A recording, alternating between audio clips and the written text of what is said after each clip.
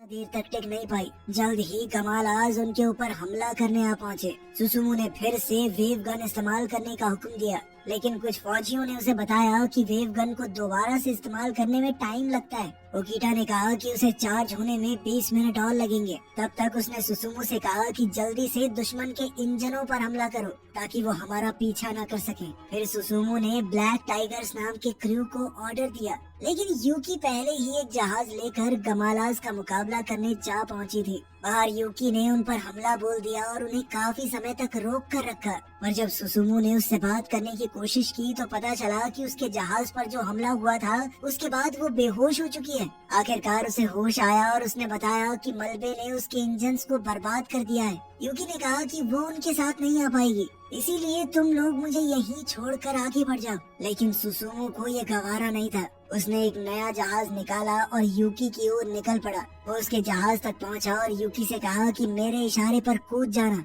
उसी समय हम देखते हैं कि एक बहुत बड़ी फौज उनके जहाज की तरफ बढ़ रही थी। ओकीटा ने कहा कि जल्दी से उनके ऊपर हमला करो। इधर सुसुमू यूकी के बेहद करीब पहुंच गया और इशारा मिलते ही वो उसके जहाज पर कूद गई।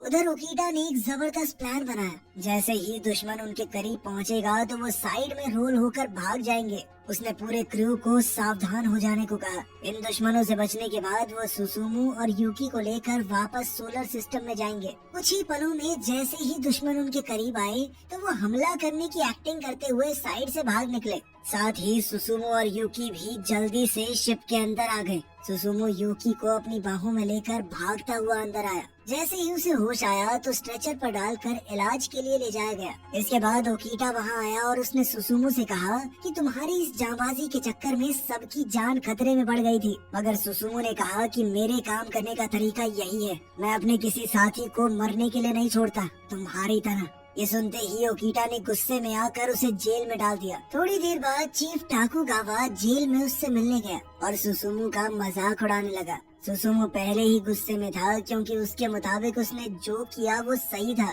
उसे देखकर टाकुगावा ने कहा कि ओकीडा भी अपनी जवानी में तुम्हारे जैसा ही था। उसी समय डॉक्टर वहां आ गई और सुसुमू ने यूकी की तबीयत के बारे में पूछा। डॉक्टर ने कहा कि अब वो खतरे से बाहर है। फिर वो तीनों साथ में शराब पीने लगे। तब डॉक्टर ने सुसुमू को बताया कि पिछले युद्ध में ओकीडा को एक बहुत ही मुश्किल फैसला लेना पड़ा था। असल में ओकीडा का बेटा भी उस युद्ध में शामिल था। उसका जहाज और पूरा क्रू कभी वापस ही नहीं लौटा। खैर थोड़ी ही देर में ओकीटा ने ऐलान किया कि वो सोलर सिस्टम से निकलने वाले हैं। अब वो एक ऐसी जगह पहुंचने वाले हैं जहां आज तक कोई इंसान नहीं पहुंचा। शायद वो धरती के लोगों से संपर्क भी न कर पाए।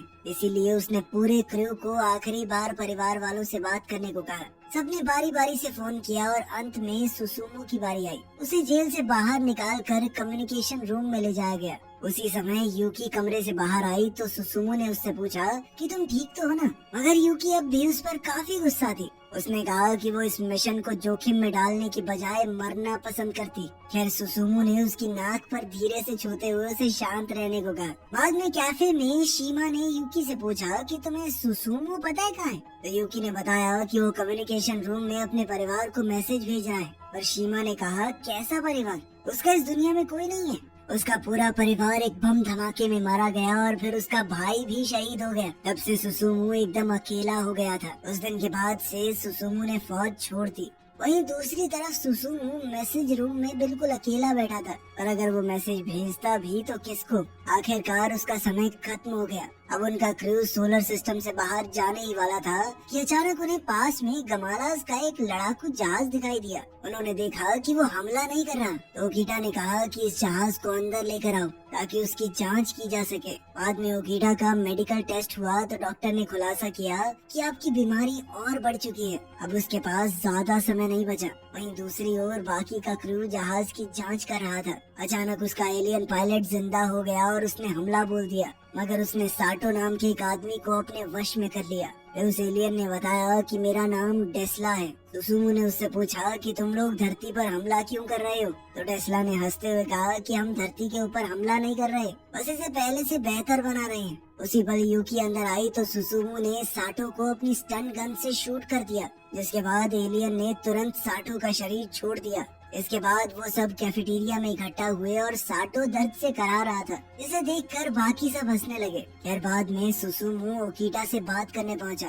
ओकीटा ने उससे पूछा कि क्या वो अगला कैप्टन बन सकता है। असल में मामारू अगला कैप्टन बनने वाला था, मगर अब वो चाहता था कि सुसुमू कैप्टन बने, लेकिन सुसुमू ने इसके लिए साफ इनकार कर दिया क्योंकि वो ओकीटा के हिसाब से काम तो नहीं कर सकता। तब ओकीटा ने उससे कहा कि तुम्हारे जैसे मन में आए वैसे करना। फिर ओकीटा ने अपना रेडियो उठाया और ऐलान किया कि अब से सुसुमू अगला कैप्टन होगा। फिर अचानक से गमालास का हमला हुआ और पूरा क्रू उनका जवाब देने के लिए तैयार हो गया।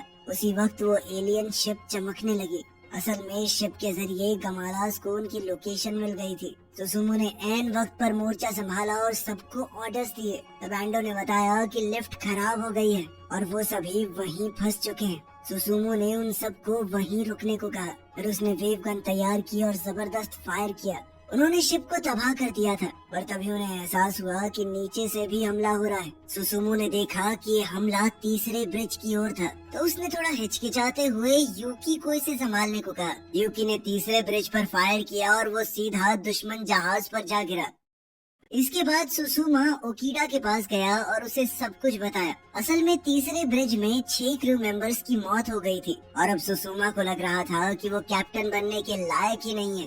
ओकीटा ने पूछा कि तुम वापस क्यों आए हो। इस पर सुसुमू ने कहा कि मैं ये देखना चाहता था कि तुम किस तरह के इंसान हो और साथ ही वो धरती को फिर से एक बार हरा भरा देखना चाहता है। फिर उसने ओकीटा से पूछा कि मैंने कैप्टन के तौर पर जो कुछ किया क्या वो सही था। ओकीटा ने खड़े होकर सुसुमू को अपने तजुर्बे से एक सलाह दी और कहा कि वो कैप्टन के तौर पर अपने फर्ज को ईमानदारी से निभाए। फिर ओकीटा ने कहा कि वो उसे एक बहुत जरूरी बात बताना चाहता है। आखिरकार ओकीटा से बात करके सुसुमू बाहर आया तो यूकी उसके सामने आ गई। वो तीसरे ब्रिज वाली घटना से काफी दुखी हो गई थी, तो सुसुमू ने उससे माफी मांगी क्योंकि यूकी ने ये काम उसके कहने पर ही किया था। मगर यूकी ने कहा कि तुमने सिर्फ अपना फर्ज निभाया है। पर ये कहते ही वो खुद भी रोने लग गई। उसने अपने ही लोगों पर हमला किया था और अब वो इस पछतावे के साथ जिंदा नहीं रह सकती। सुसुमू ने तुरंत उसे गले लगा लिया और फिर दोनों ने एक दूसरे को चूम लिया। तभी अचानक अनाउंसमेंट हुई कि जहाज जल्दी ही सोलर सिस्टम से बाहर जाने वाला है। कुछ ही पलों में उन्हें अपनी मंजिल इस्कैंडर दिखाई देने लगी, मगर उनकी खुशी ज्यादा देर तक नहीं टिकी।